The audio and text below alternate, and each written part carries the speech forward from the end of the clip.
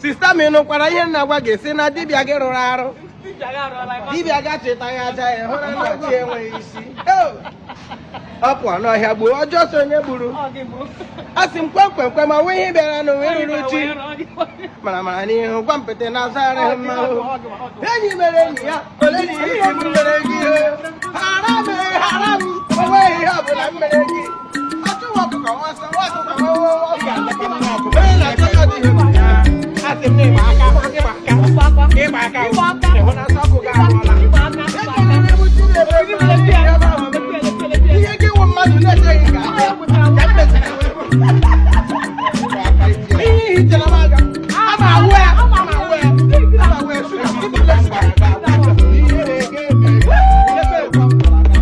ihere ga-ejukwa ọnụ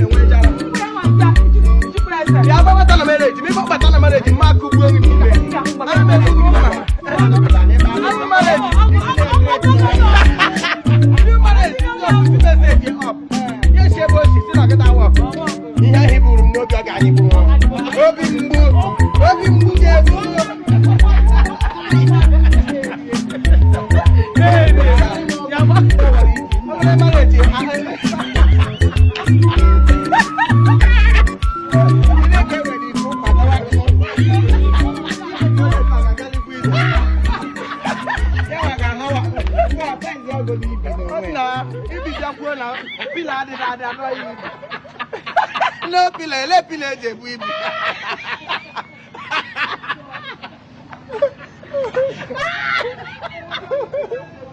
Na mi ji siri ke gbadi ike o, we ibugu. Agbale. Ya cross of abare maburu ibugu o. Ebugu ga na awon na abia nyere maka ni ibu mbu di aro. Osi mo waja ibi ka ge bi o. Osi waja ibi ka ge yo ya. Iwon le goto saga. Iye to ni ezigbo ibi chi eji. Ebe. Na ibi. Isike o.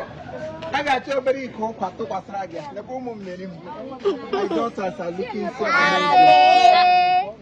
Kawaka bra kawaka nonsense. Mo dey here inside in na dika. Ụgbọ akụ. Mmezi. Ịkwara nwe onye ọzọ na front ya na-atọgo. Chief na agwazi. Sir. Ino agala na aska ona. My wife bele gala the night vigil or chiamunu go. He's in front. Ngwana aga me guy for. All right, let's go.